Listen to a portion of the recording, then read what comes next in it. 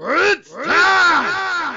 It's time! It's JFW time!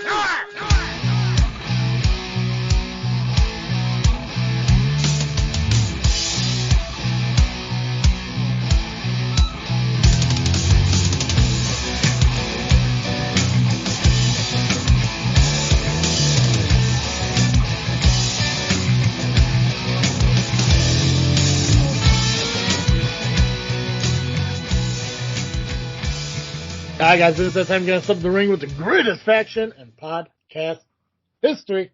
Just Freakin Wrestling, the JFW Podcast, hosted by Travesty. And I am Nubby, the amazing turtle, and I am glad we're back. 2023, we are kicking it off. Day 2 of the new year, Nubsters. We are here recording the show. Wow. I can't believe it. Only in the second day of the year? Only the second day of the year. Yeah. We're not, wasting any time. Obviously we were off the last couple weeks for the holiday season. So there were a couple things that happened that we still got to cover. Obviously, Southland Championship Wrestling happened a couple weeks ago, as well as IPW. You have all the information for that stuff, and I did make it to IPW finally, which I was really excited about. And I can't wait to remember most of that because I have shit memory as it is. But I think some of it will start coming back once we start talking more about it. But one of the biggest things that happened right around our break time, I think it was actually the week before we took break, was the release of Mandy Rose from WWE. And obviously it's been talked about and, beaten to death by other people on their views and opinions on why it happened, what does that mean for her career in wrestling and shit.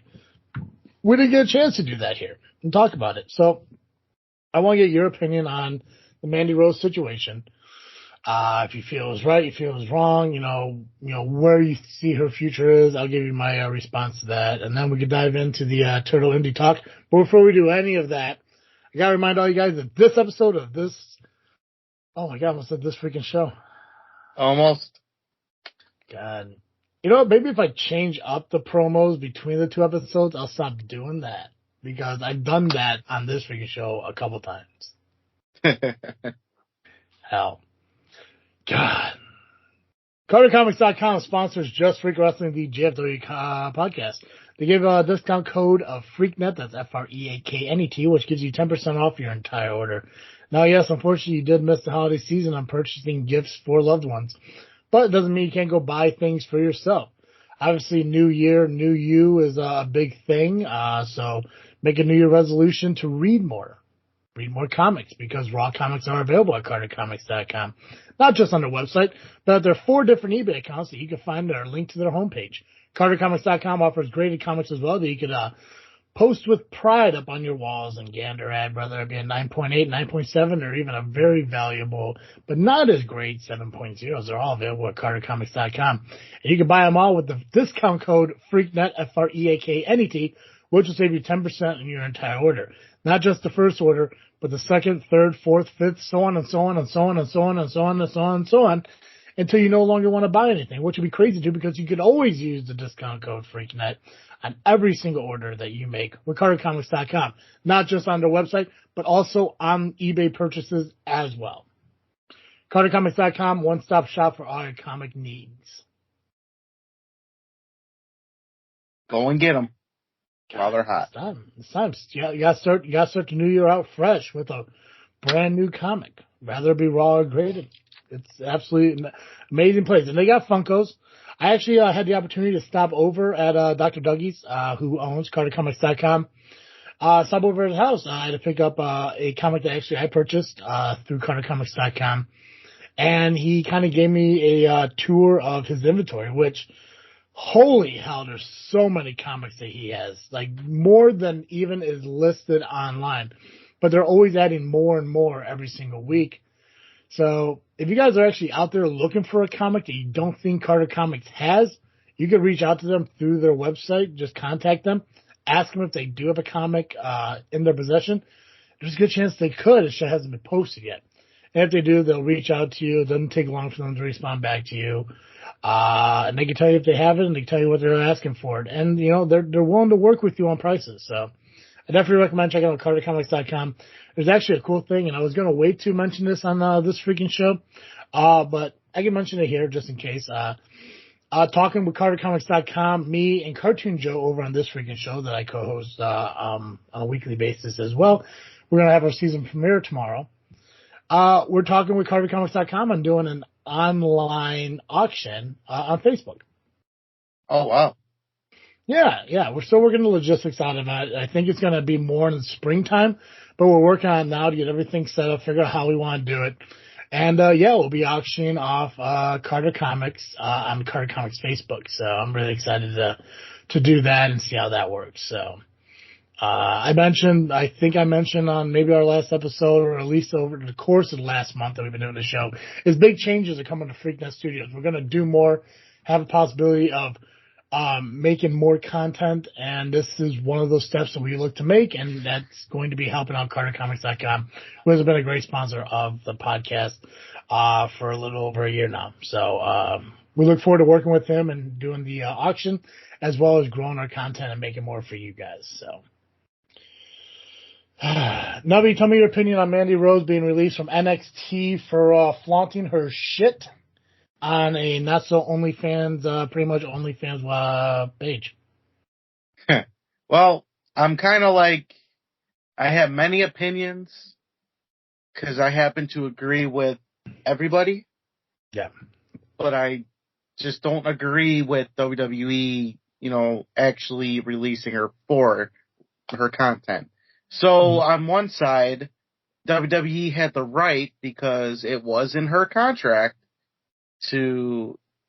that she cannot post certain things on her social medias.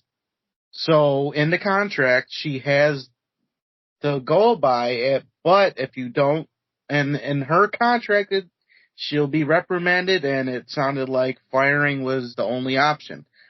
The thing I hate about the whole thing is, okay, yes, you have to follow your contract. At the same time, I think these contracts are not equal. Okay. How is it that she can't show a tit without getting fired, but you got Riddle, who can violate the wellness policy more than one occasion, can have a sexual accusation on him, but only gets suspended for it. I see the problem. That's my problem with WWE, is they're not equal with anything. When showing a tit is nothing compared to doing cocaine. Yeah.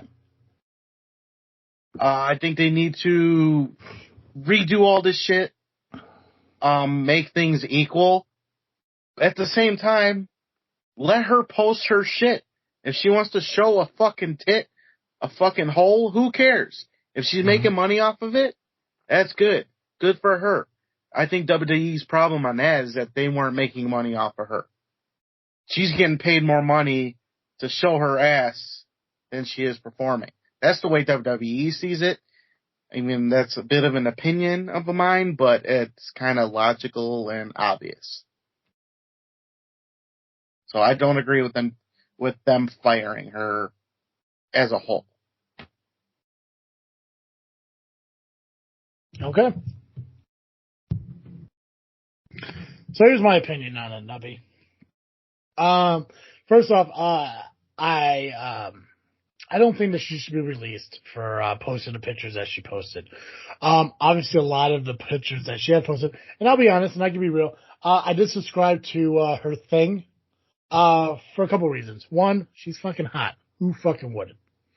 Two, it was discounted for the holiday season, so I spent $15 to do research, if you will, because I wanted to see firsthand exactly what was being posted. Obviously, we saw the picture of her sunbathing with both belts pretty much wearing it as a bikini, and that is, from what everyone is saying, is the photo that really just kind of put everything over the edge.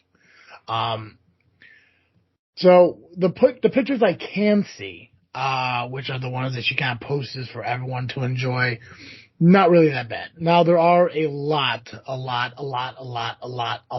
of photos that you have to pay additional for to see. I did not buy any of those. I do not have the ambition to. I'm sure that I could spend $25 to unlock a photo of what is probably, her wearing some fucking lingerie or bikini or whatever it is. Sure. There's a lot of them that are posted for like see-through shirt. Like that's all well and good. But I'm not spending $50 on a photo of something like that. That's fucking insane. But she says that she does it because she has to charge so much because people are screenshotting her shit, which first off, fucking creepy. Yep, very creepy. If you're going to support people's content by subscribing to them, and purchasing their fucking photos and stuff like that, I don't know why you feel the need to screenshot shit, but hey, you do you. Be a fucking weirdo. Not for me. I'm not a big fan. It's like OnlyFans and shit. I have an OnlyFans account so I can subscribe to cosplayers and support their content through OnlyFans before, pretty much OnlyFans became like a porn site for people. But a lot of the people that I at the time subscribed to were cosplayers because the whole point of the website was to show people creating shit and people supporting that kind of content. As soon as it became about porn and shit, I'm just like, not for fucking me. So what Mandy did, if it violated her contract and everything, yeah, you have to be reprimanded. It's all part of it. A lot of people comparing what she did to the video leaks of Paige. Big completely difference, dumb. man. It's so fucking opposite, when those pictures and stuff were released, Paige wasn't really. I guess she was with WWE, but she was on like medical leave. She wasn't really associated with them, even though she was still under contract because that was during that whole Alberto Del Rio period. So I don't think them releasing her would have made a big deal for it because she just wasn't really there. Well, they couldn't. Here's the thing. The difference is, because the same thing happened to Charlotte and I think a couple other girls. Those were private photos on her phone that were not made public purposely. Yeah, but they can still release her. I don't know, because then they're contractors. They're victim shaming. You are victim shaming them because they're contractors. It's not victim shaming. No, yeah, it's it not. is. No, it's yeah, not. it is. No, it's not. Yes, it is. Right. So I say I have a picture of me, with my genitals, but it's for my girl only. Mm-hmm. I only send it to her, and somehow my phone gets stolen or hacked, and my picture ends up online. I should be fired for that. I should be fired because my picture's out there. I'm talking about consent. I'm talking about one video. I'll give you a perfect example. Let's say you and I were the same shirt size. Okay? And I was a referee at a company. And I said, hey, man, I need to borrow your ref shirt. I assume you own your referee shirt. That's your shirt. Right. So you loan it to me because you're a good guy. And all of a sudden there's a video that's released of, me drying off out of the shower wearing, with your fucking referee shirt. Just getting all the wetness dried up and everything. You gonna loan me that fucking shirt ever again? Well, no. Okay. So when somebody unloads their manhood onto an NXT Women's Championship, do you think they ever want to give Paige property? That's the one video I'm talking about. All the other stuff, no. Okay, I wasn't sure if you were talking about that. Okay. So I get. Yeah. So first, they're contractors. They can be released for any reason whatsoever. For that particular video alone, 100% they're under rights to release it. Now, obviously, everything else, no, because it was personal. Now they could absolutely release them, but it wouldn't be right to do so because their privacy was right. Okay, yeah, but I see what you're saying on the belt thing. Part I completely forgot about. The belt one alone would 100% justify WWE. Now here's my theory on what's going on with Mandy Rose. And this is all just conspiracy, no fact whatsoever. I believe it's a work. I believe that Mandy Rose is burnt out. She has been wrestling nonstop for better part of over a year. Been champion, been on NXT, been the face of the women's division NXT for over a year. She has Mandy's Donuts and all these other content things that she wants to create now. They found out that the videos and everything were happening, probably something that is in their contract that she's not supposed to be doing. And there's probably a reprimand thing for it. Now, I haven't heard anything about when her contract was officially supposed to be up, but let's just say her contract was supposed to be up this month, at the end of last month, whenever her release was going to be happening. And she just wanted time off to focus on other things. WWE needed a way to show that they were serious about releasing, stars, performers for breaking rules. So, Triple H, Shawn Michaels, Mandy Rose all sit in a room.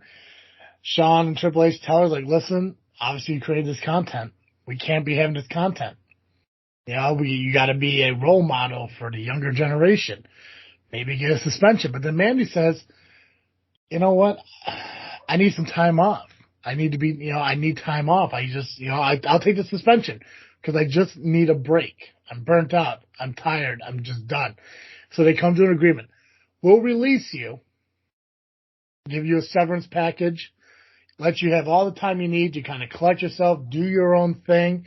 And whenever you're ready to come back, you just let us know. And there should be an adequate enough time for things to blow over, for her to be re-signed and moved up to the main roster.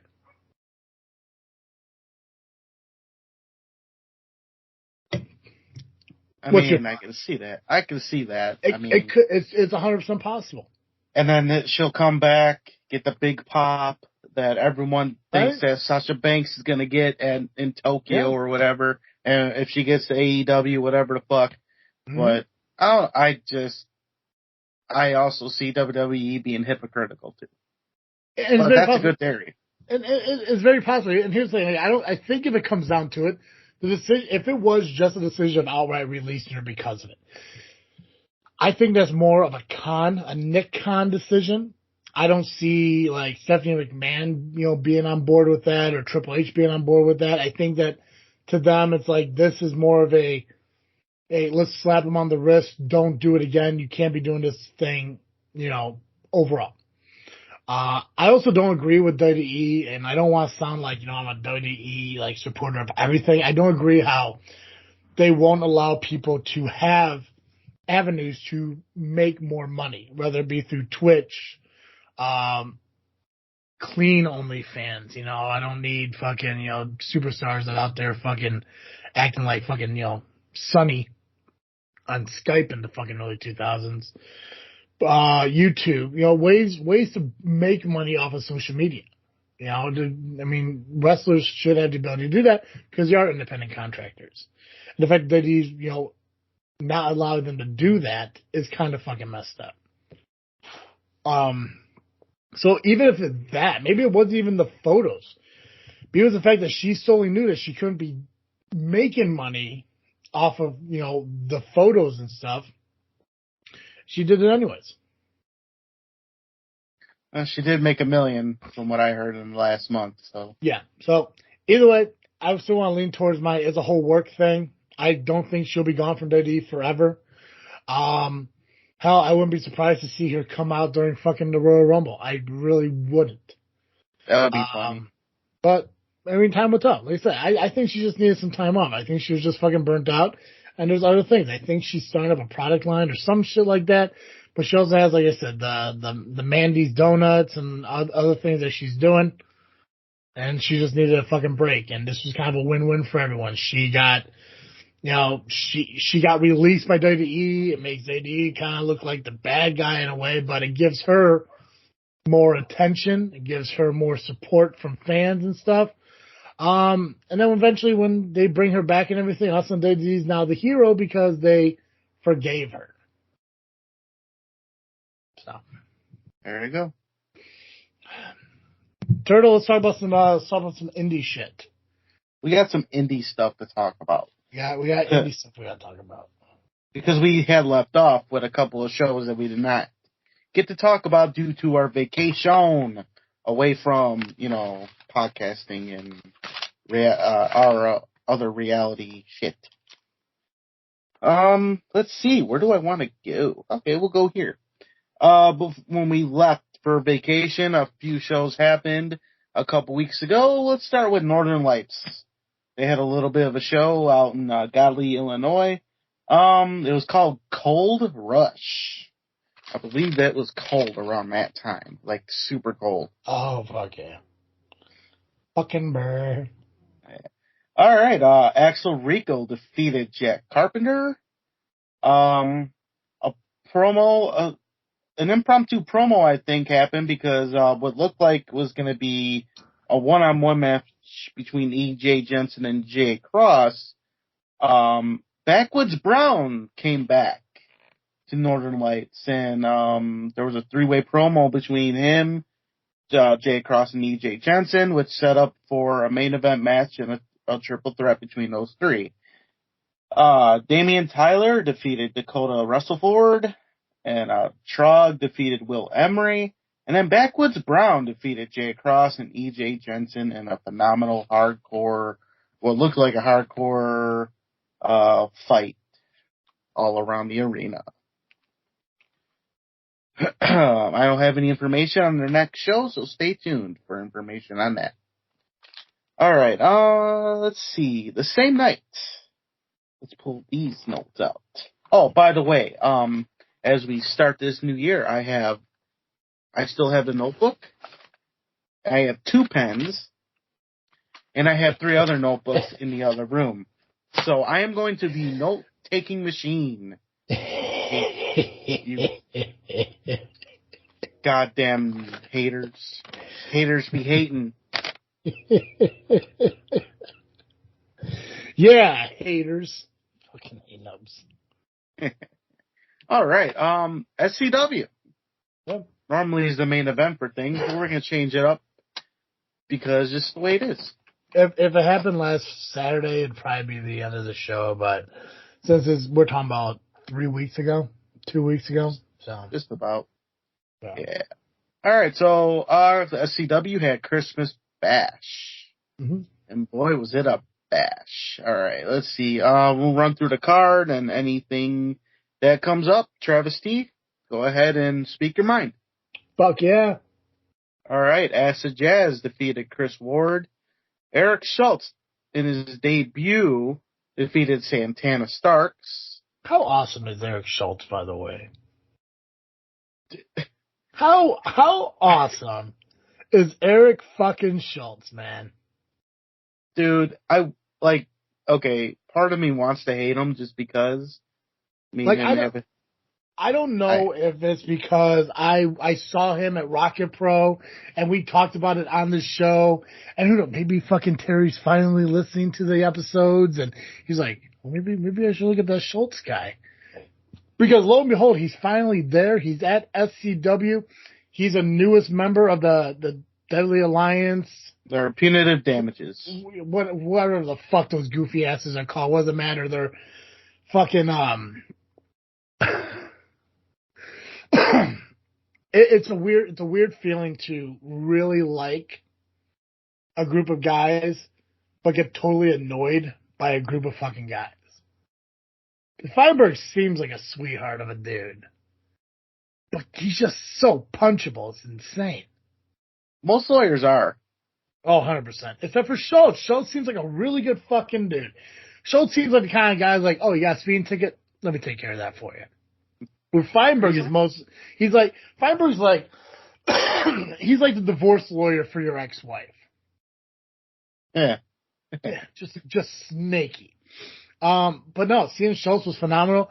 To go back to the first match, the Ward Acid Jazz was actually, the part 2, the rematch.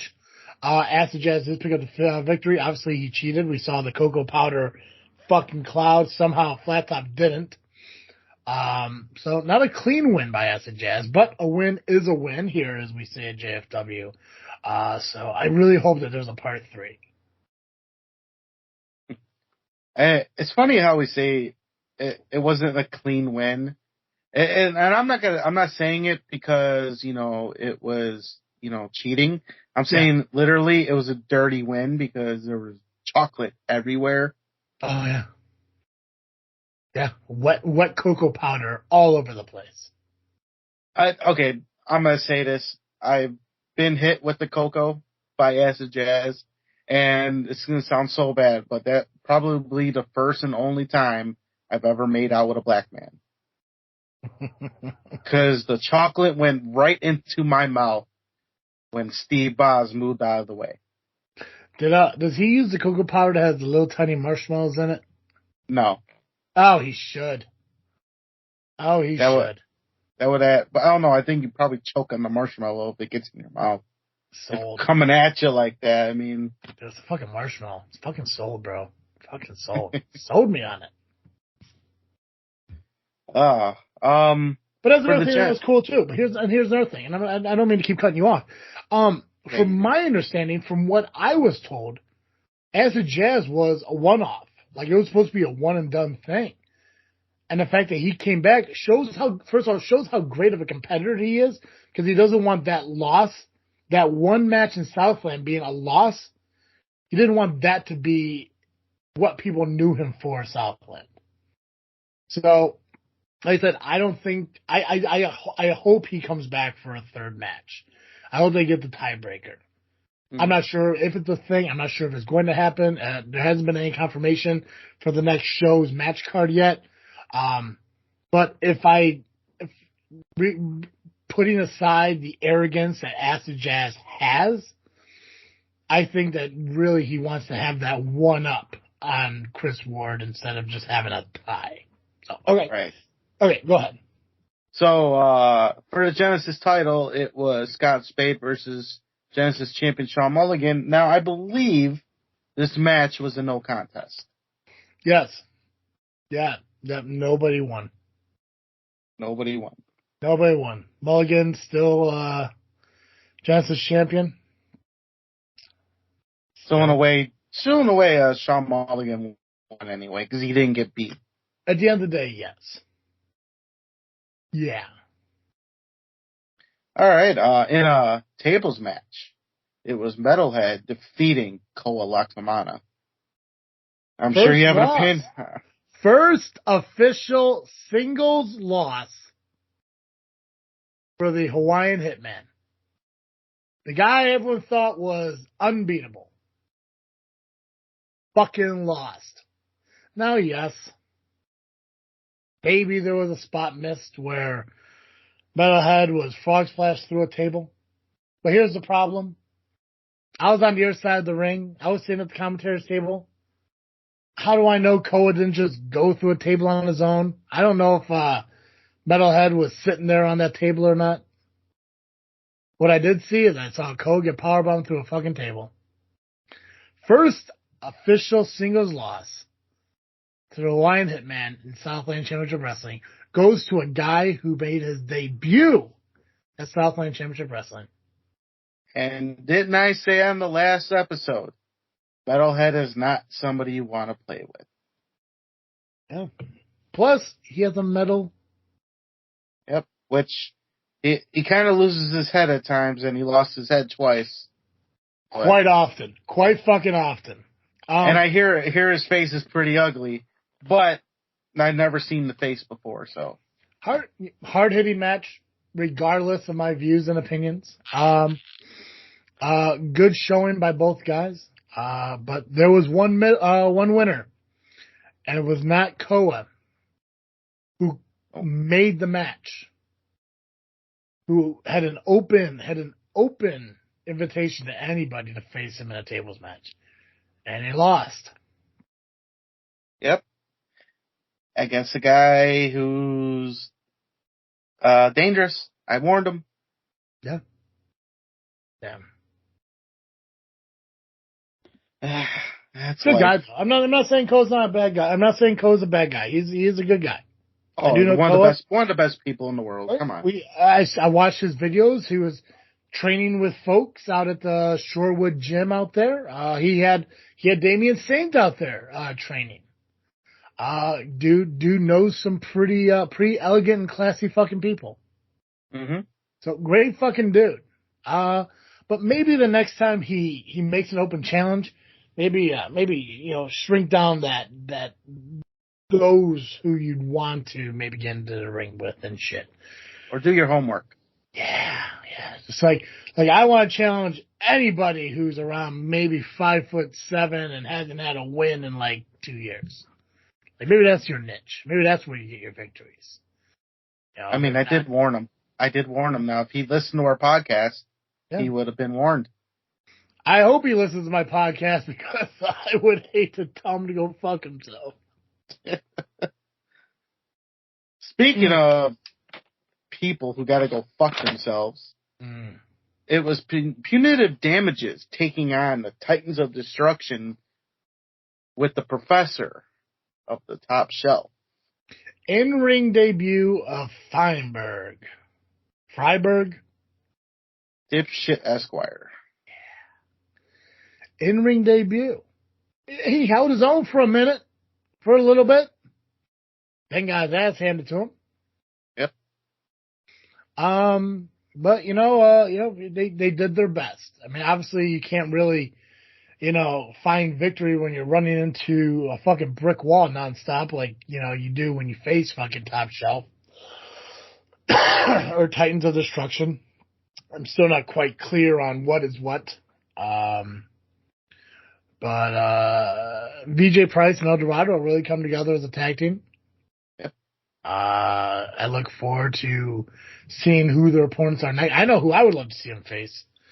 I think I mentioned Bros several times. Bros. We want the Bros. What were you doing? There's a bug in my face. What was it? Oh. It was funny because I moved my mouse a little bit and then you start flailing your head. I'm like, does he see my fucking, my arrow? My fucking mouse arrow here? I would love to see him face Bros. I got rumors, that, a returning tag team is coming to Southland Championship Wrestling. So I'm excited for that. But the best way to, grow as a tag team, to make yourself established as a tag team is to face the best of the best. Punitive Damages is not that. Yeah. They're the best of, meh. They're just the best of losing. They're the best of decent. Like, if I was to go up to somebody and like, find me the most decent tag team, they would say, how about those guys? And I was like, oh, the bag of potatoes and the trash can? Like, no, behind that. And then there's fucking Punitive Damages standing. And then I gotta think to myself, I'm like, I don't know, I think I'd rather have the sack of potatoes than the garbage can. But in the end, I would accept the fact that my second choice would be Punitive Damages. But that just has to do with their personality. They're fucking monsters. Just pure assholes. Ugh. And they got Eric Schultz with them. Good guy, though. That's a good fucking dude. And then they still got the Sheik. 25% of that fucking group is terrific. 25. And it's mostly because of the suspenders. How classy are those fucking suspenders? He's got some bedazzling suspenders, let me tell you. Right. True that. All right. We will be talking about punitive damages a little bit later, so hold that thought. Yay! All right. It was the SCW and POW heavyweight titles on the line as Max Holiday took on Hunter Payne. However, things changed, didn't they? Yeah, it did. How did they change, Travis T? Well, Holiday was close. Holiday was close to becoming a 4-time SCW heavyweight champion until people got involved, fucking started interfering and shit. And it's weird because, like, you heard it. If you guys followed POW, watched the videos on POW of, Hunter Payne's, preaching to Blaze that the POW situation and SCW situation were over. Now we're all working together and shit. You get fucking, Scott Spade, his fucking girlfriend and Mistress Misery coming out, and that's right. About Tiny, his girlfriend. For those of you who didn't catch that, just coming out, beating the shit out of fucking Hunter. And thank God that, he had some friends in the back and, Marco Anthony, Mulligan, and, that it? That was it. Those two. So, I don't know. It was unfortunate we didn't get a finale to it, and obviously we're going to talk about a rematch here, more towards the end of the show. Regardless of getting the ending to that match, we did get a pretty sweet impromptu 6-man tag, coordinated by, my boss, who I love very much because he's such a great guy. Watching from, wherever he was sitting, because he can sit wherever he wants.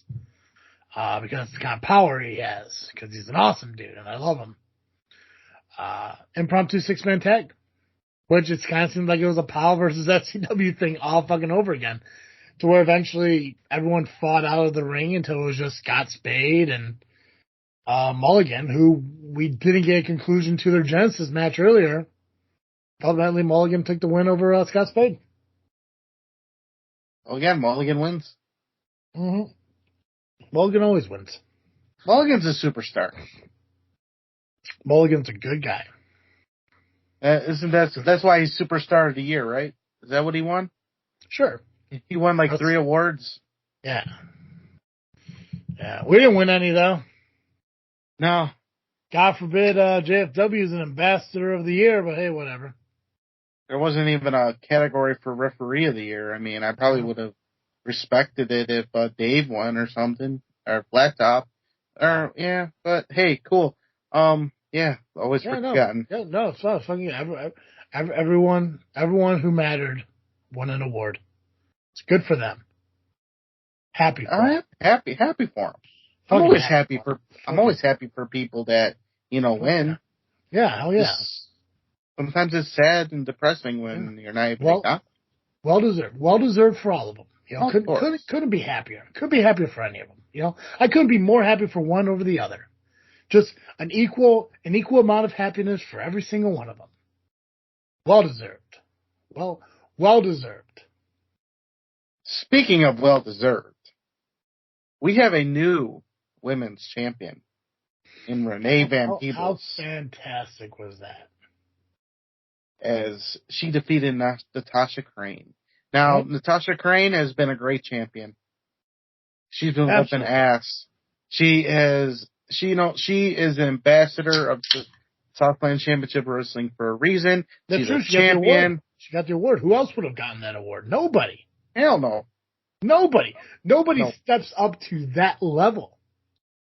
Nobody does as much. It just turns out that Renee Van Peebles was just the better champion. She picked up the victory through a submission, through an armbar. She found the weakness in the wrist that Natasha refused to take time off the heel, which makes her a great champion. A fighting champion, she's not willing to take a back seat to allow her wrist to properly heal, which unfortunately was also her downfall and how she ended up losing the title because she put excuse me. I really should stop drinking when I do this. She pretty much put a target on herself. Yep. And Renee Van Peebles targeted that wrist, and any one of us would do the same thing if we found a way to win a match. Obviously, this whole business is based on winning, getting over by taking victories. And Renee Van Peebles definitely picked up probably one of the biggest upsets in Southland in the last few years. Well deserved though. She become more of a consistent player in Southland Championship Wrestling. Her ARC, all of them have become more consistent in Southland Championship Wrestling. So I'm happy. I'm happy that she's champion for two reasons. One, I hear more about her than I've seen her compete. So I've heard a lot of great things and how much she busts her ass. And two, because she's champion means that she's going to be around as long as she has that title. And that's what I love, because we do need to grow the women's division of Southland Championship Wrestling. And if we're going to start growing it around Renee Van's people being the next generation of talent, then why the fuck not? Mm-hmm. And she's got a lot of enemies, so I'm sure a lot of enemies of hers are calling Terry Allen right now. Oh, no doubt. No doubt. They want to take the title off of her just to take it off of her. Yeah. Oh, fuck yeah. No, good. Bring them all in. Roll a fucking women's division in Southland. We haven't had one in quite some time now. I'm not taking anything away from Angel or Nikki or when we had Paloma Star or even Amazon or anything. There just hasn't been a mainstay of talent in Southland Championship Wrestling. And it seems like we're going to be more consistent on that, and I hope we do. There's a couple women's wrestlers that I've kind of acknowledged, trying to looking at who we could bring in next, whether it be high voltage or even helping out, Terry Allen, who I have no problem doing the extra work on my own free time for Terry Allen because he's my boss and I love him because he's such a great guy. So there's been names mentioned, and I would love to see some of those show up in Southland Championship Wrestling coming 2023. Oh, yeah. Yeah. So, yeah, congratulations, Renee Van Peebles. Looking forward to seeing her defend that title. And last but not least, fans bring the weapons match. JPH took on Aaron Xavier, and Aaron Xavier takes the victory. And I just want to say thank you to the fans for not bringing stupid light tubes. Yeah, right. Fuck you, Steve Doris. you still hate women's wrestling. There was still some country themed fucking weapons, which I wasn't expecting anything less. Wooden hockey sticks. I think there was a window frame. A wooden golf club. It was fan-fucking-tastic. If that's the end of it, I think it was a great ending to their story. And I think honestly it needs to be. I think what's going on with Xavier and JPH can now be put to the side, because with a new year comes the realization, especially for Hunter Payne, is Aaron Xavier has one focus now, and that's that Collier's shot bat. Gives him an opportunity at the SCW Heavyweight Championship at any time, any place. And he, like I said, if Aaron Xavier is truly done with JPH, Aaron Xavier has one focus now. Show didn't end there, though, Nubby. No, it didn't. Show did not end there. Because after a hard-fought victory by Aaron Xavier, the lights went out. We thought maybe Jabans didn't pay their electric bill. Wouldn't surprise me. It was wintertime. Power could have gone out. Yeah, it was pretty cold that night, too. The wind was picking up. It was brisk. It snowed a little. Just a little. An elegant snow, really. Very elegant. Very intelligent. Elegant. Classy. Yeah, classy. Could almost name it Damien Saint. Elegance. The lights went out, and then the lights came back on. All of a sudden, you see somebody in a jean jacket, hooded jean jacket. Hood comes off. Boom! 2004 Triple H. James Creed is back, everybody. James Creed finally makes his return to Southland Championship Wrestling after healing and rehabbing that fucking it was an ACL, MCL, a bad leg injury. Finally. It's unfortunate he made it after the SCW POW feud, but hey, got his hands on JPH. That's all he cared about. He wanted That's all he JPH. cared about. Right. JPH was the one that put him on the shelf, so. Oh, yeah. And obviously, with an injury like Creeds has, I mean, I didn't expect to see him until possibly the spring at the earliest. Yeah. But he's a young guy. Heals quickly. Maybe not Wolverine Deadpool quickly, but maybe quickly enough. Got to see the elbow drop from the top. We did. And, JPH took quite the beating. I mean, he's been taking beatings ever since he came back, so. That's true. Nothing surprises me. Oh, speaking of JPH. Hey, JPH. Don't play tug of war with me. You bastard. Don't throw shit at me. Just saying. You're lucky I was a referee. I would have knocked your ass out. Okay, thank you. That's something that happened during the match that I missed? It was before the match. Just before Aaron Xavier came out. When you were throwing his shirt at you. Yeah, and he threw it at Steve too, but I mean, we throw things at Steve all the time. But he threw it at me, and I'm like, dude, why me? You got a problem with me?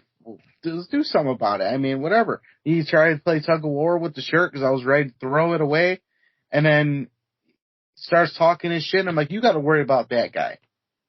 And that's when Eric Xavier came out. It's like, dude, don't fuck with me. I'm just, hey, in SCW, I'm just a referee. Don't fuck with me. That's true. I could have thrown that match out before it started, but I want to see Eric Xavier beat the shit out of him. Sure, you should have established your dominance. Yes. Fucking A. Just ruin everybody's night. Yeah, throw disqualification out the fucking door. And then Eric Xavier will be pulling me by my head. Be like, no, you're reffing this match right fucking now. All in all, good show. Great way to end 2022 with SCW. I don't know. What the fuck is the next one? It's Winter Warfare or something. January 21st. 21st, yes. Yeah. So match card and stuff are still pending. But a lot of cool things happened in 2023 with Southland Championship Wrestling, and I'm just honored to be a part of it. Hell yeah. I mean, I'm no winner of no awards, but I still show up. Speaking of showing up, you actually showed up to an IPW show. I did. I got to see fucking Steve wrestle a match. I saw C-Red wrestle a match. I mean, you were there? I was in a match. I know. I don't remember it, though. Wait, I do remember it. Okay, never mind. Let's come back. You're in a triple threat. We'll get to it, though. Yeah, because I know what you want to talk about. I'm just saying. My memory is shit. So is that I'm gonna have to get these flashbacks through my head as we talk about them. The biggest one that I remember clearly, more clear than anything, was the opening match with Bugsy James. Oh yeah, and you know what? That's the first match I have listed. So I hope so. It was the first match of the show. Oh hell yeah! Why would I start with the main event? That's just asinine. Yeah, that's just dumb. I mean, the show started out, with a couple things. Mm-hmm. D'Angelo Steele, who was the host of the show, so naturally he was the commissioner, GM, president guy for the day. He came out, did his thing. Then, your favorite people, the Knockouts, came out on their skates. Oh yeah, I'm going to tell you something right now. First off, I was completely content hiding in the corner away from them. And then when I realized that they didn't hear the fucking show, they didn't even listen to the fucking show, which I'm kind of like, okay, well, they can go fuck themselves. But you know what? They're still fucking entertaining, and they're passing out Santa's gifts, and how sweet is that? Oh hell, sweetheart ladies, just a couple cute, innocent fucking girls skating around the building, handing out fucking toys and stuff to everybody. Speaking of, so on the notes that I took, mm-hmm. There's actually a kiss on them from one of the Knockouts. This Cactus Rack? No, I think it was the crap. I'm gonna die for not knowing her name. Was it the hot one? Well, they were all hot. I mean, I know, right? How do you narrow it down? Oh wait! I better not. No, we better not. We don't want to be canceled like Willie is. Power Hour. You can be canceled. I don't give a fuck. Anyway, we'll just move on from there. I'm gonna tell you right now. You can put this on the fucking record for anyone out there who wants to cancel Travesty. If you're offended by me talking about the attractiveness of women, you have a problem. Like, I'm sorry, but I mean, our whole lives, society is built on the physical attractiveness we have from one another. If there was no physical attractiveness in this world, none of us would exist. Because I'm sorry, it doesn't matter how great your personality is. I'm not checking that out at the opposite end of a fucking bar. That's not what I'm not gonna stare at some fucking lady down the fucking row saying like, damn, she looks like she enjoys Christmas lights. No, not one bit. I'm not gonna be able to look at her like, that girl makes good stuffing for Thanksgiving. You don't know that shit. All you know is what she fucking looks like. So I'm going to tell you right now, if you're bothered at the fact that I find fucking women attractive, that is on you. Grow the fuck up. Let's move the fuck on. I get that we're in this weird, goofy cancel culture bullshit fucking world now. But you know what? Find the horrible fucking things I said 3 years ago. Because there was something I said that to this day, I said something, and I think it was about 3 years ago, that I 100% absolutely fucking regret. And if I can ever find that fucking show, I will erase that fucking show. But I know that I'm not saying anything horrible now. They were attractive. They were very cute. One looked like Harley Quinn. One was Cactus Rack. The other one had one of those fucking horse spankers. And then the other one. All attractive. All of them. So cancel me. Please. Do it. I mean, it's obviously, complimenting on their looks is not bad. I mean, it's nothing, something Willie would say, Willie would take it far.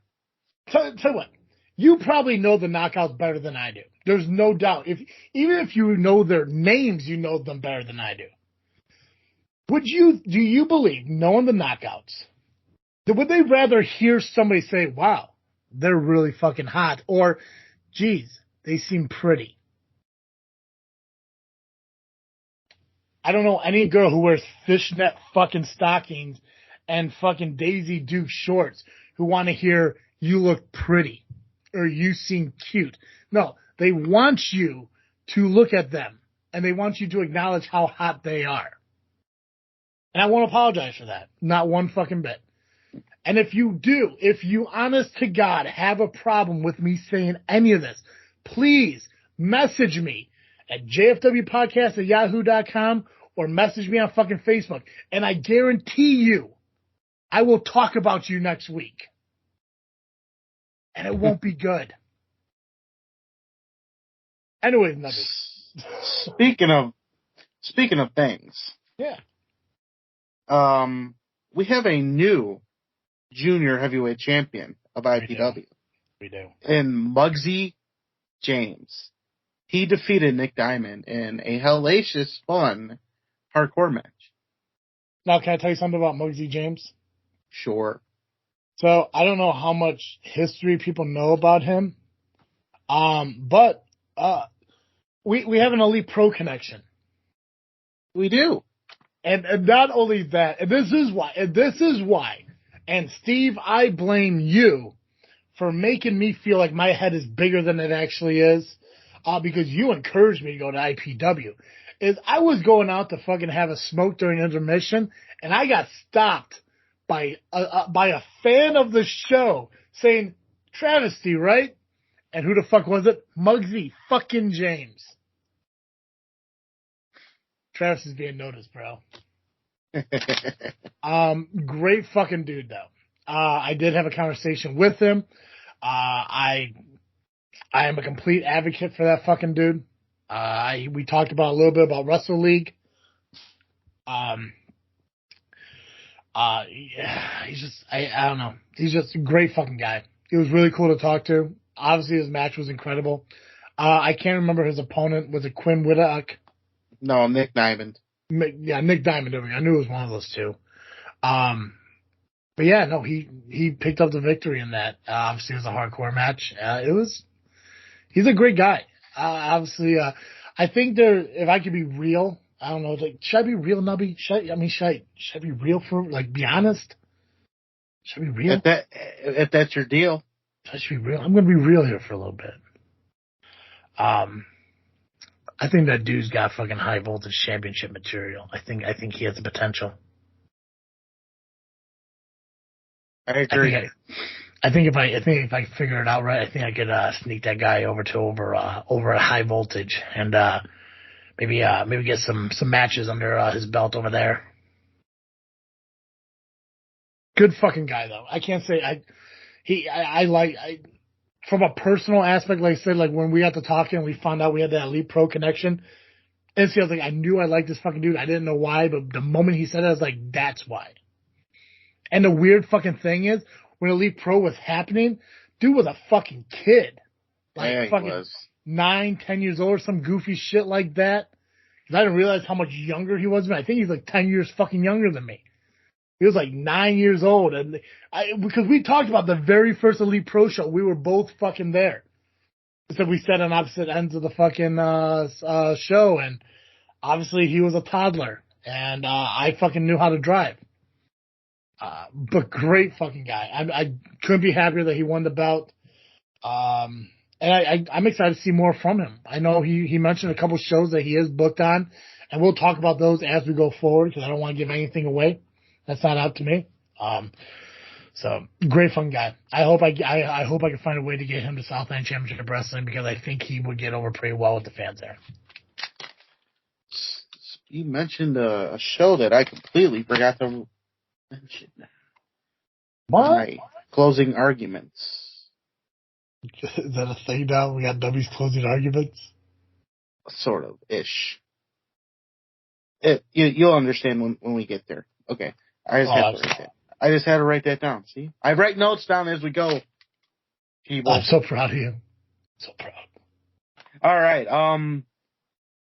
Russell Alltime defeated the Ewok for the Alternative Championship. I think he's finally figured out his name. Yeah? Hopefully. If I find out he's got another name soon, I'm going to punch him in the dick. that LeBron James loving, Aaron Rodgers loving asshole. So aggressive. So aggressive. We have, let me just make sure I didn't fuck up here. See, I have notes with my notes. Is it an inception of notes? Well, because, I took the original notes from the show, but I had to write down everything that I needed to say because there's so much shit here. Take your time, bud. Okay, we're good. All right. None like lack of fucking content during an audio podcast. Right. I want to make sure all my ducks are in a row. Don't want to fuck it up here. I get you. No, you're doing splendid. You're crushing this, bro. Fucking crushing this, man. All right, so it was the Captain's Fall. Power Hour versus the Workhorses with Aaron Stone as the referee. The match started out with one member from each team, and every 2 minutes, another member comes out from one team, and then the next member from that team, and keeps going till everybody's there. And the only way to win is to make the captain of the team submit or pin him.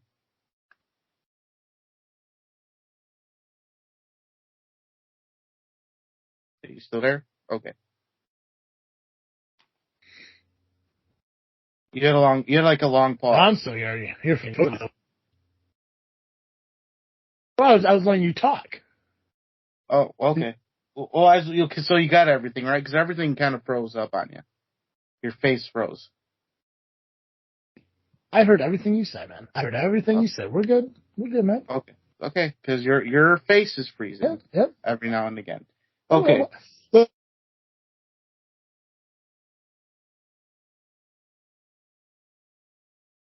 You're breaking up. As long as there's no people that can't still in these bars, my life is still going. We're good. Oh, your fucking internet, nubsters. All right. I think we're good. Okay. So, Power Hour 1. Yeah. Your internet fucking up over there. Yeah. It's not my internet, dude. It's you. My fucking bars are good. My fucking everything over on my end's fucking working great. Don't bastardize my show because you're weak ass fucking your internet over there. How dare you? But is it happening to me? Am I breaking up? Am I looking all fuzzy right now? You're freezing, but that's because you have shitty fucking internet. It's not on me. So we're gonna blame my internet. We're blaming your internet, yeah. Well, you're the one out in the boonies right now. You're out in Piatone. I'm in the area where I get cable fucking internet, where a lot of people are already tuckering in for fucking bed, to where you live in some bullshit ass fucking village right outside a big ass city where everybody's on the fucking internet. So don't tell me it's me. My shit's wide open, bro. Hell. Anyways, so now that we're okay here, Power Hour 1, as I just said, that all three of them made Mikey Peterson tap out like a bitch. Yep. And I got something I want to say about that match. I got some response to that fucking match, because right before that match, Steve went onto the Power Hour and he took his fucking glasses and just flung them off his face, because that's his go-to serious fucking move. Like, let me whip my glasses off for a minute. Which, first off, I still don't get why we're fucking glasses inside. But hey, it's his thing. Let him do whatever. As he wears his emo poetry fucking turtleneck and just try to look all dumpy. He said on the Power Hour before this match, the week of the match, the Tuesday before the match, he said to everybody, if he lost this match, he'll be done with it all. No more IPW, no more CSW, no more SCW, no more RPW. He'd be done with all of that. I don't know if is there another one? I mean, does he still do Crash Tested? I don't know. Fuckers everywhere. Oh, God, he's fucking everywhere. But he said, if we lose, then I'm done with everything. And when I heard him say that, when he proclaimed it, and this was after him bitching about, JFW taking over Rocket Pro. Fucking get over yourself, man. I kept thinking to myself, like, if he fucking lost, it'd be the worst fucking thing for wrestling. Because I don't want to lose fucking Steve in fucking wrestling. I don't want the Power Hour to be fucking done. How horrible would that be for us here? Listen, Batman needs the Joker. The Avengers need Thanos. The good guys need the bad guys. So I don't want to see Steve fucking leave. Or else who's going to be our bad guy? So I rooted. I rooted for the Power Hour to win. And again, that was my first time seeing Steve wrestle. If you want to call it that. I think it was mostly flopping around, but whatever. I saw C-Red wrestle. Second time I've seen Rion wrestle. First time was at RPW. Great fucking guys. And that match proved that Rion and C-Red will go to the end of the earth for Steve. Even though it's been mentioned multiple times on the Power Hour by C-Red and Rion themselves, that Steve puts himself in these situations and just drags everyone else fucking into it. Which is 100% true. Because Steve has a big fucking mouth. And I'm not saying it's a bad thing. Steve, to have the attitude Steve has, he needs that to be who he is in the wrestling business. It's just unfortunate that he sits there and he believes in his heart of hearts and in his fucking mind that what he does doesn't require any kind of repercussion or recourse from whoever he's thrown this shit at. That he should be able to say whatever he wants without fucking consequences. The thing is, though, he's not me. I've been saying a lot of shit here on fucking JFW, and I'm still here. And people love me. It's crazy. I can't explain it. I'm well loved. Steve, on the other hand, he spews some bullshit, gets all his friends in fucking trouble, and they come to his rescue, and collectively, they take a victory. And I'm not saying Steve didn't help. He did. He threw some fucking spears out there. Crushed some fucking dudes. Awesome fucking match. I just hope that this is kind of a wake-up call for good old Steve. Towards, like, maybe watch your fucking, just watch the way you go about talking about people. Perfect example, the workhorses. Just let them fucking be the workhorses. You don't need to badmouth them. You don't need to badmouth their women or, whatever they're dating. I didn't see them, but I'm assuming they don't have hooves. Just gotta be there, man. Just be like me. Just encourage and support everyone. Perfect example, Damien Saint. Why do I have a great relationship with Damien Saint? Oh, I don't know, probably because I'm not an asshole to him. I don't believe I'm a kiss ass. I believe I give him the respect he deserves. But I'm not sitting there writing him down like he's the fucking devil. His name has Saint in it for a reason.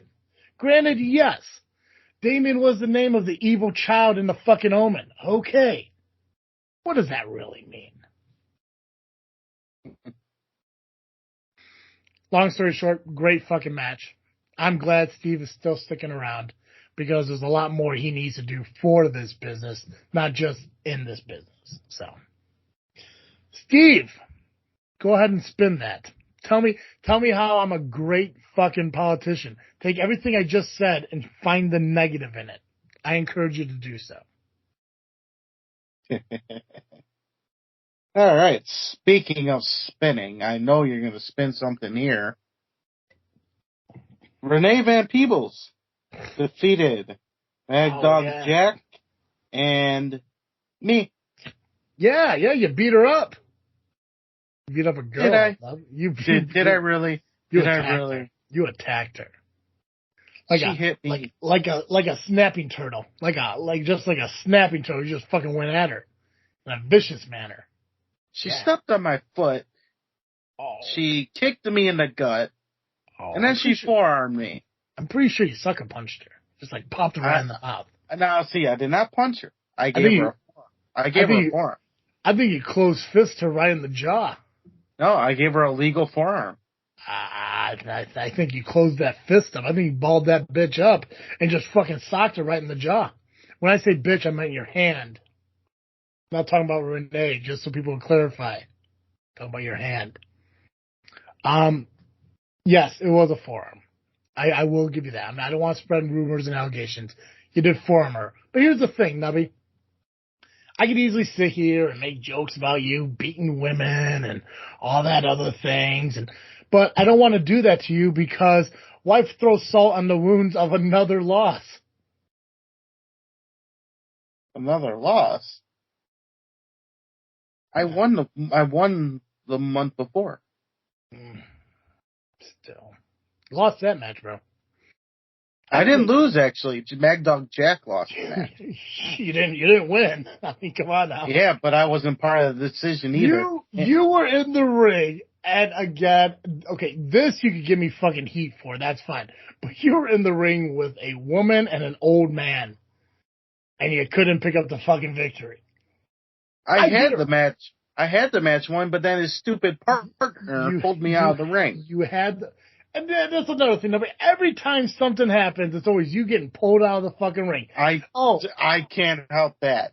Oh, fucking. Why that happens? Yeah, it's okay. Me Hooks is just or high voltage champion because you got pulled out of the fucking ring. You lost your triple threat match. You got pulled out. How about you stop going near the fucking edge of the ring, man? Stand in the middle. I was working on it. Solve that fucking mystery for you. But you held your own. The meat hooks thing, I couldn't help but to be by the ropes. They have to be by the shoulders. They were once by the ropes. On your side of the fucking shoulders, man. I'll be by their legs. I'd be by their legs. That's the best part about fucking human beings. There's two shoulders. There's a left and a right. If you don't want to be at the left side, go to the right side. You fucking I was on the right side. I was on the right side. You were on the wrong side because you got pulled out of the ring. Well, whatever. This is why you're travesty. I will give you credit. Yes, this is me spinning shit. I will give you credit. You did put up a hell of a fight. Renee is we just mentioned it, Southland Championship Wrestling, SCW Women's Champion. One hell of a fucking competitor. You stood your ground with her. And the thing is, the fact that you gave her a forearm, the fact that you fought back shows the equality you're willing to show Renee Van People. Not a lot of people are willing to do that. You should have picked up the victory, but you got cheated out of it, and that is unfortunate. But the best part of it is, it's just another fucking day. Because we're going to find out in RPW here in a minute, that wasn't your last match. So, sucks picking up the loss, but like you said, you didn't get pinned, but at the same time, you didn't pin anybody. So, we'll call it a clean slate, a clean draw. But, you did sucker punch a lady, and you lost, Well, we did shake hands after the match. So. And it's a well-respected, like I said, great fucking lady. Well-deserved fucking win. Well-deserved fucking Southland champion. I'm glad I got to see her not once but twice that same weekend. Shows how tough she is. She's willing to face the guys. And you. Because you're a turtle. Yeah. Am I turtly enough for the Turtle Club? Fuck yeah, you are. You're always in there. You big old tortoise. Yeah, you silly tortoise. Speaking of silly, Team Motivation defeated Beer Bros of the Bros. Yeah, a fucking dancing pineapple. If there's one thing I never thought I would see on a Sunday afternoon in Richmond Park at a VFW during a wrestling show, is a random out of fucking nowhere dancing pineapple. Only at IPW. And hippie off-brand fucking Eldorado cost a fucking count out for him and his is he Tad or is he Thad? I thought they were both Brad for, I don't know. Oh, God. I know they're bros. They're bro bros. They're bro bros. Dancing Pineapple cost the count out for both of them, unfortunately. Great match, though. The one guy, Mac. No, who's the one who, he was the one that was at Rocket Pro. He was on the Bros team. I want to say his name was Pat. Let me pull the other sheet. I don't remember. Yeah, throw the sheet. I know, so, because it was the Bros. Sean Danger, Diesel Tracks. Yeah. And, blah, blah, blah, blah, blah, blah, blah. Shit. Where's he at? Yeah, I can't remember. Other page? I know he was in that big tag match at Rocket Pro. I do remember that. For some reason, Mac is sticking in my head. I'm not talking about Big Mac. I just wonder there was another Mac. No, Jay Thunder. No, that's not who I'm thinking of. Well, it's not. Well, he was in the match. Okay. I'm actually thinking of somebody else. But it was pretty cool. We saw an idol get laid out. That was funny. That was funny. Danger just wailed on people with brass knucks. Phenomenal. Got disqualified. Not a collective unit that one team was, but it was a good match. And that's why Team Motivation won the match, because not a big fan of Team Motivation hanging around for the main event, though. That was kind of that was some screwiness. That was some baby back bullshit from where I was sitting. 100%. But the Lumberjills held their own. They made sure no one got involved. Oh, God, they were spanking everybody. It was awesome. So, It was a Lumberjill match for the Second City Championship. As champion, Miles Mercer took on the challenger of Hot Rod Daddy Andy, and it was, after all the shenanigans, Hot Rod defeating Miles Mercer and becoming the new Second City Champion of IPW. So there were 3 title matches, 3 titles changed hands. What a way to end a year. It was a good year for all of them, 100%.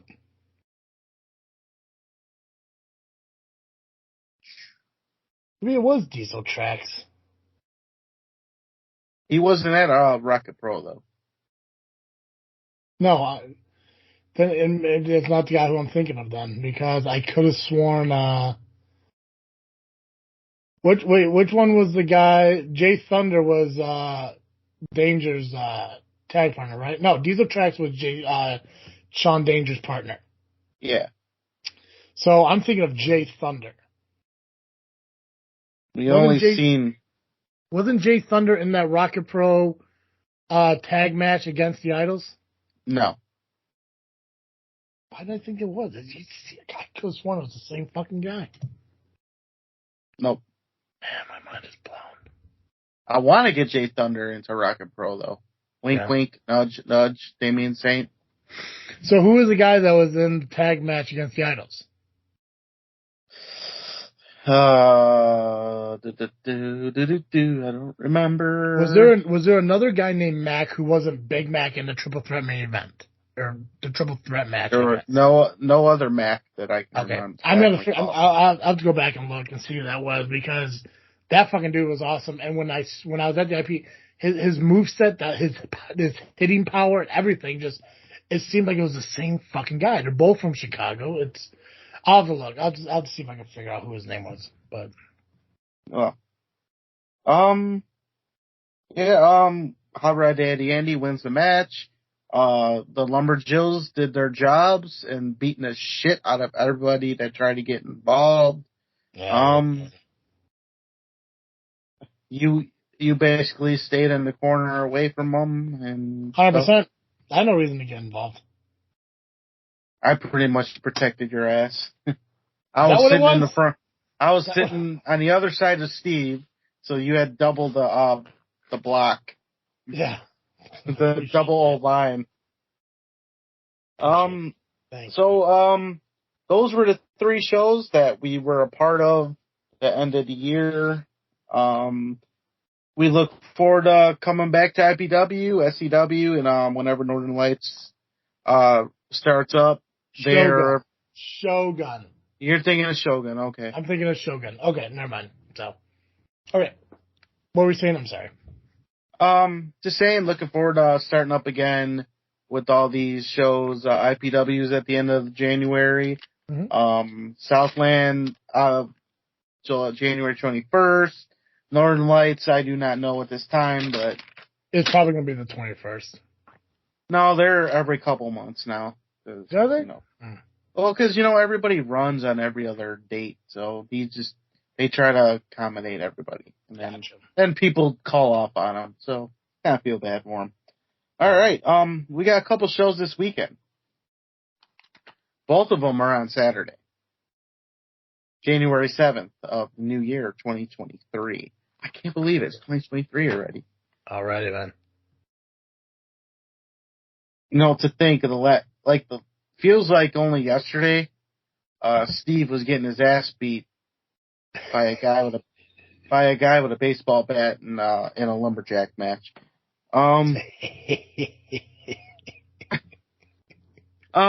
So POW Entertainment, I guess we'll start there. Return Saturday at the American Legion Post, 703 North Route 12 in Fox Lake, Illinois. Doors open at 6 p.m. Bell time is 7 p.m. Front row is completely sold out. General admission tickets are $15. You can get them in advance on the link on their Facebook page, POW Entertainment on Facebook. Yeah. All right, first match, Tommy Macabre versus Eric Freedom. I still think it's pronounced Macabre. I don't know. What? See, I've heard it both ways. I know. But it's spelled macabre. Why, if it's macabre, why is there a ray at the end? I don't know. Why is there a K in the front of knock? Or a G in front of gnome? Or a B at the end of comb? I don't know. You know what? Maybe one day I'll ask the actual guy what that name I is. would. It could be macabre, but I know for the longest time I always said it macabre. Macabre. And then somebody's like, it's macabre, right? I'm like, no. Because obviously if I knew it was macabre, I'd fucking say macabre, but yeah. Well, until then, it's still going to be macabre. You just gotta go with whatever the announcer says. So, if he says macabre, then it's macabre. I've only heard it said by one person on his podcast. And that's the only time I ever heard it. Whose podcast? Yeah. Mike Pankow, who does a Windy City Slam. Is that still a current podcast? Yeah. Yeah. Fuck him. Good guy. No. I like the guy. No free plugs. Move on. Would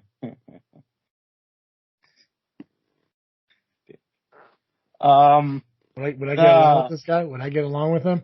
Yeah. You would. Doubt it. Let's move on. You don't get along with anybody. No free plugs. All right. Keys to the Kingdom Battle Royal qualifier will be taking place.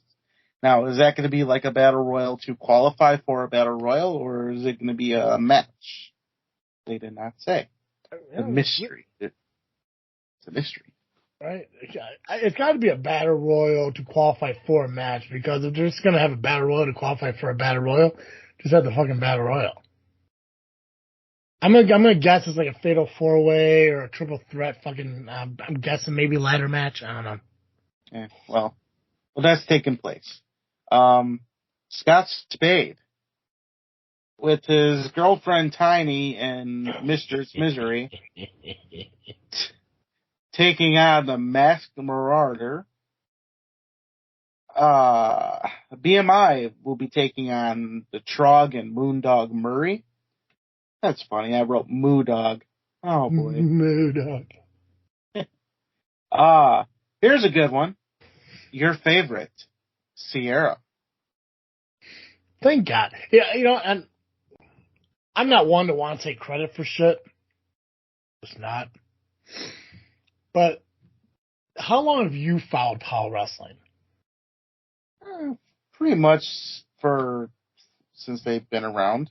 Okay, when was the last time they had a women's match? Like 6 months ago, earlier last year? Like, when was the last women's match they had there? Good question. I don't remember.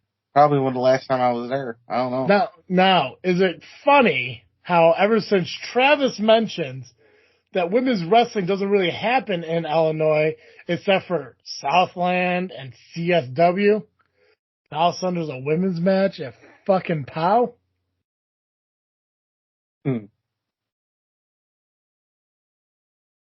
I just like to point out to our listeners that if they saw your face right now, they'd probably be laughing.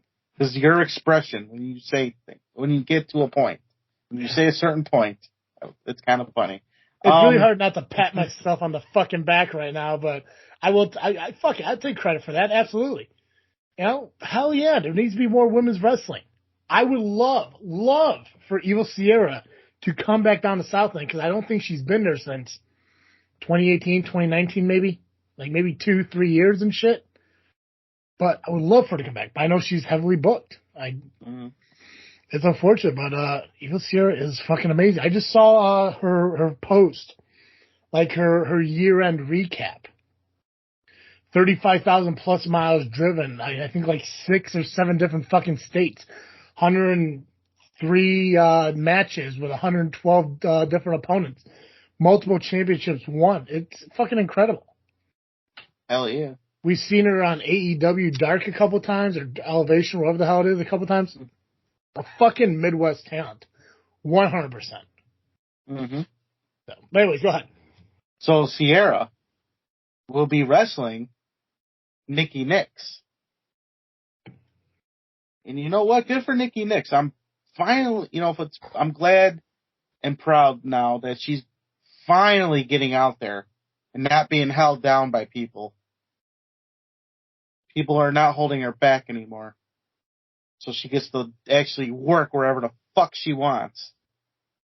Anyways, did I just, okay, Good for her.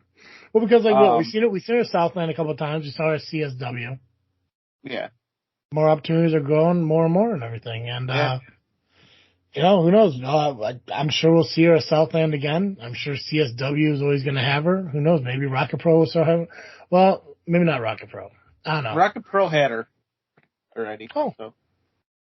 She wrestled the KO Kendra.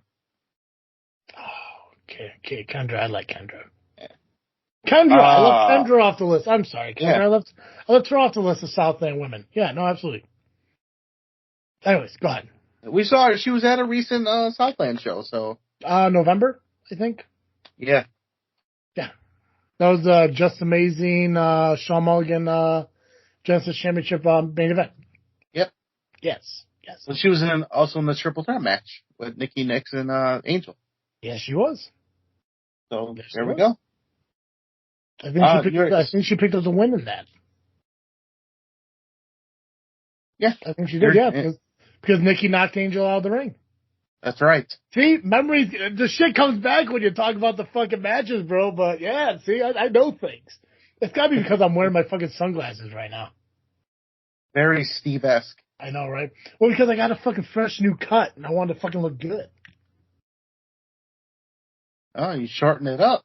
Yeah, fuck yeah. I was getting too hairy. I don't know what I'm doing with the beard, though. I might trim up the beard, but at the same time, I don't fucking know. I'm just making everything look fucking good right now. Fucking hell. Decisions. God, I'm fantastic looking. I can't explain it. So, we have the tag team titles that are on the line for POW. It is the Irish Pub Army, IPA, which one member is the High Voltage Champion. That's right, Current. And he's held it for quite a long time, but that's because he's not around to defend it. Not my fault, not my problem. I can only do what I'm told by my amazing boss, Terry, who I love because he's a great guy. Yep. They'll be defending their titles against, we just talked about them, Punitive Damages. No shit. Look at the weasel snaking his way into a fucking title opportunity. Good for him. Yeah. He did do a video recently. I saw that. Good job, dipshit Esquire. All right. It looked like he was in a city environment. Surprised he didn't get mugged. God, yeah, well, I don't know. Lawyers don't really get mugged because you never know when you need a dumb lawyer. Well, do you know why he would never get mugged? Why would he not get? Because he's not going to be attacked by his own fucking clientele. Ah, shit. See, he's a lawyer for criminals. You could easily tell that. There's not a good thing in that man's fucking body. Just evil soulness and bunless Big Macs, I assume, because dude did lose a ton of weight. I assume he's not giving up fast food, but he's probably like, well, let me get a double quarter pounder with cheese, but I don't want no bun. Give me that plain. All right. And then they're getting tag championship match of all things. Right? Wow. See, maybe you need to get him to be your lawyer. Maybe he can get you a fucking high voltage match. I will say this though, Chris Hedford wouldn't put this match together. Oh fuck no! And that's why he doesn't have a job. I love that. He's like, I'm just here as a fan now. It's like, of course you are, because they did hire you back, you fool. Like, are you fucking kidding me? You know, he sounds like one of those typical, little girls that just wants attention on Facebook. Oh yeah. Nobody likes me anymore. Yeah, that's right. You didn't get hired. You didn't get hired back, Chris Hedberg. And you gave, who was it? I think he gave this guy shit because, something about, lawyers. Anyway, let's just say he's a hypocrite or something he said. He is Christian. The perfect comparison to how Chris Hedford is right now is like the girl in high school who tells her friends, oh, I didn't want to go to the prom anyways. I'd rather sit at home and do nothing. It's like, because you weren't fucking asked. You know what? That's a good one. That's exactly who he is. I like being the fan. I like just getting an outside perspective. It's like, it's because it's the only option you had, bro. It's like, are you fucking kidding me? It's like, come on now. Good girl. Anyways, we have a triple threat match for the Midwest Championship. It is Kazile, the champion, versus Mason Perks and Mateo Valentine. Nice. Go Mateo. I like Mason Perks. I think the first time I saw him was at WrestleTopia for Southland Championship Wrestling when he took on Mulligan for the Genesis Championship. Kazile, first time I saw him, I think was also at maybe not WrestleTopia. I saw him, it's one of the Steam Hollow shows. Mm-hmm. That's going to be Mateo Valentine. I have seen a couple times too as well. I think he was in that match that my cousin was in. Maybe, I don't remember. No. No. Oh, he was supposed to be, right? But it was like Axel Rico got replaced or some shit. I don't fucking know. No. It was planned to be Axel Rico, your cousin, and Paulie Thomas. Gotcha. Mateo Valentine, I think I may have seen once, maybe twice. I know I've seen at least a video from Bow. Good triple threat match. Solid fucking triple threat match. Yep. All right, now we got the main event. I assume it'll be the main event. I mean, why wouldn't it? It gotta be. Is for the POW heavyweight title. Mm-hmm. Max Holiday, the champion, will be taking on Hunter Payne with Jimmy Blaze as the special enforcer. This is going to be the match that determines where SCW and POW stand with each other. I don't know if Blaze is going to call it right down the middle. I don't know if Blaze is going to pull some tomfoolery. That's right, Steve. I can say stupid things too. Tomfoolery. And cost, Holiday the title, or cost Hunter his title. We don't know. There's one thing I will tell you though, because I'm an optimistic guy. You can't forget that Aaron Xavier has a golden ticket to cash in anytime he feels that it's necessary. So we can see a cash in of the Call Your Shot bat at a POW show. It could happen. It can happen anywhere. It's going to be interesting. I thought I heard rumor. It could just be rumor, but I thought I heard rumor of possibly Terry Allen being in the corner of Max Holiday for this match. I'm not 100% sure. Could just been a rumor. But I know Terry's kind of invested in this Holiday Payne situation as well. He should be, but. I guess we'll see. Will Terry Allen show up? He shows up once in a while. He does. And when he shows up, it's a celebration for everyone because he's such a great guy. I love him. I mean, he shows up everywhere else, but he only phones in at our shows. It's nutty. I don't get it. But I'm not questioning anything. I love the guy. He's a great guy. He's one of the best bosses ever. I love my boss because he's a great guy. Yeah. All right. Rocket Pro. Is the same night as POW Entertainment. So after you get done with Rocket Pro, go up to Fox Lake. Why not? I believe this is going to be Damian Saint's 5th straight standing room only show. Let's see, September, October. Yeah. Yep. Mm. Yep. 5th standing room only. Yeah. I guess this is all Damian Saints. All right.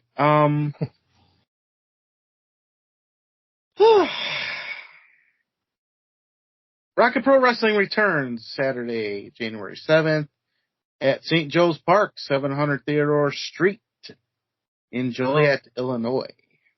4 p.m. doors. Bell time is 5 p.m.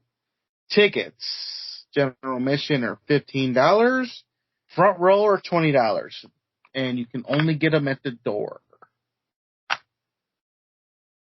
If you want some front row seats saved for you, contact Damian Saint himself. He'll hook you up. Because he's a great guy. Such a good fucking dude. Class and elegance, bro. Class and elegance. All right. Let's get into it. for the Outer Limits title #1 contendership. Yeah, I almost fucked that up. But I got it. Because I wrote it down. It's a fatal 4-way with Jake Painter versus Chris Logan versus Sabotage versus Connor Hopkins of the damn Coyotes. Connor Hopkins, that was the one that wasn't at this show last, right? Right, or Rooney. Okay. So he's probably the only one you haven't seen yet. I think that's correct. Ryan Matthews of, I guess, the part of this new group, The Undeniable, which is weirdly led by Damian Saint. Am I correct? Is he leading this group? I wouldn't say leading. I mean, he's a very Damian Saint prides himself on his impartial ability to do his job. He doesn't pick sides. He doesn't choose one or the other. He's unbiased, elegance, and class. So, okay. I mean, I want to confirm. I don't want to accuse him of anything. You know, why would he want to, lead a group and help them win? I mean, that would just be very shitty of a general manager to do. I mean, that's what GMs do at other fucking companies, but not the Rocket. Not Damian Saint. No. Saints in the name, bro. Saints in the name. He's just being more hands-on, I guess. You have to be hands-on as a GM. Listen, man, coming from one GM to another, you gotta be involved, and you gotta give opportunities to people you never thought would have opportunities.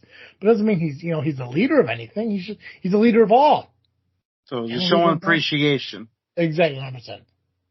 It's just he's just showing appreciation to certain people at this moment right now.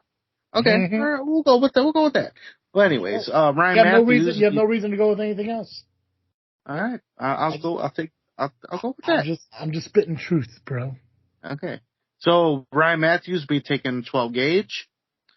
For the Rocket Pro Tag Team Championships is the champions, the Idols, Johnny Nye and Damian Gray, versus those damn Coyotes, Damian Deshane and Brooks Perna.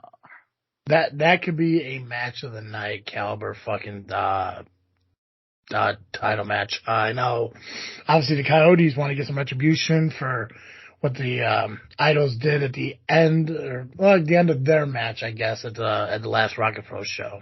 And Damian Saint, being a guy of class and elegance and impartiality, gave them what they asked for.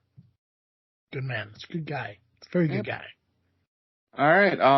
Hey, your new favorite, Eric Schultz. Good fucking man. Good fucking guy. Taking on the current Rocket to the Top briefcase guy, Aaron Stone. That's going to be a rough one for him, but I know he could rise to the occasion. And now, Aaron Stone has a bit of a problem with Damian Saint, so will Damian Saint wiggle his way into this, or let Eric Schultz do his thing? I don't see him wiggling his way into anything. I think he kind of let Stone do his own thing. I don't see him getting involved in shit. I guess it remains to be seen. Maybe. We'll see. All right. For the Chicagoland Championship of Rocket Pro Wrestling, it is a handicap, triple threat match. The Turtle will be in this match against Kevin Cade and the Chicagoland champion, Rockin' Rivera. Two Idols against the Turtle. But it's a triple threat match. Yeah, it's 100% a triple threat match. You gotta give it to the Turtle. Turtle's gonna fucking win. I mean, Kevin Cater and Rockin' are Idols. So taking on the Turtle. So who cares? Two Idols in one match. It'll be fine. But it's a triple threat match on paper, so it'll be fine, right? Who put the match together? Damian Saint. So you know it's fucking fair and right down the middle. Oh, we sure. Oh, Listen, yeah, I mean, listen. Damian Saint is a friend of the show. He would never do anything to jeopardize, his impartiality as being, general manager of Rocket Pro Wrestling. He has so much respect for you. And let's say, even if he did say, I'm going to put two idols in a match against Turtle, I'm going to call it a triple threat, but really it's a handicap match. That just shows how much respect he has for you. I'm not saying that's what he did, but that's how much confidence he has in you holding your ground and picking up an amazing victory against what could possibly two opponents who might work together. So realistically, put it that way. Exactly. So you really should be thanking Damian Saint right now. No, seriously, thank him. You should be thanking him right now. I would. Damian Saint, I thank you. There we go. Good man. See, that's how you stay on his good side. For booking me. Thank you. Right? He booked you and he's giving you a challenge that he knows you could rise above. You got this. Two idols, That's it. Fuck. Fatal 4-way and throw a third one in there. You still crush it. Okay. All right. So, okay. We move on from the triple threat. Kings of the Sixth, Reed and August will be taking on Rheon Skills and Maximus Orion. The Kings of the Sixth are also part of the Undeniable, which are led or not led by Damian Saint. No, they're not led by Damian Saint. Damian Saint doesn't lead anybody. You know he leads Rocket Pro as a whole, a collective. Okay. No, you're being very Steve-like right now here, Nubsters. I don't mean to. Sometimes things just pop out. Spewing propaganda, bro. Just spewing propaganda. I have this problem where things just somehow my brain squeezes out certain information when it's not supposed to. Like a bile discharge. Something like that. Yeah. I mean, why would Damian Saint play favorites? He would never do that. No, he would never do that. Yes, fuck no. Elegance, class, and unbiasedness, man. We learn new fucking descriptive words for this man on a weekly basis now. No, he would never. Class, unbiased. He would never be biased. Yes, he would. Who the fucking said that? Gunner Brave will be taking on Marche Rocket. This match will be fun. Solid match.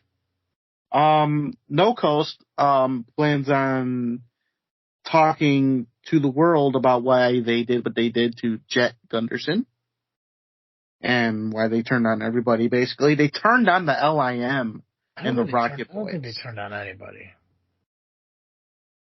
I think they got bad advice from a therapist. Excuse me. I watched the video that the therapist released today, and she did nothing but spit truth. She's showing people something I have known a majority of my life, is you don't care what people think of you. You do what's best for you. Maybe Gunderson should have done a little bit more to, help No Coast.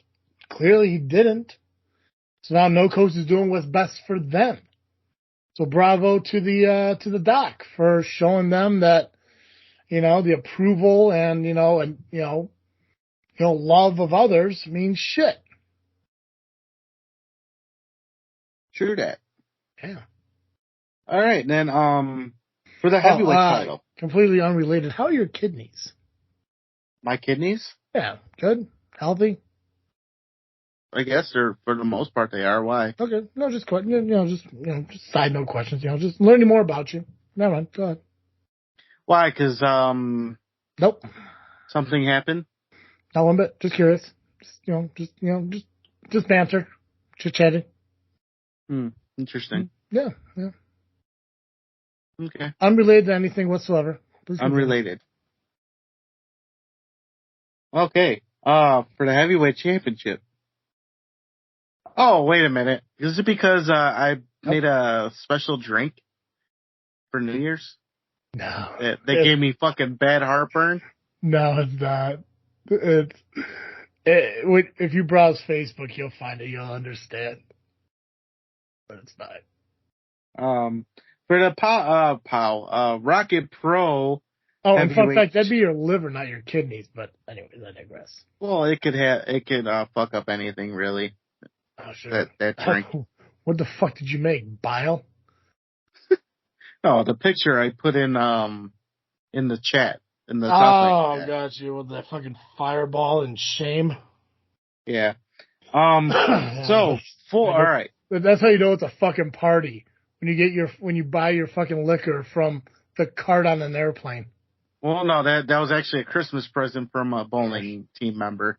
A bowling team member. Yeah. That's sweet. All right, go ahead. Anyways.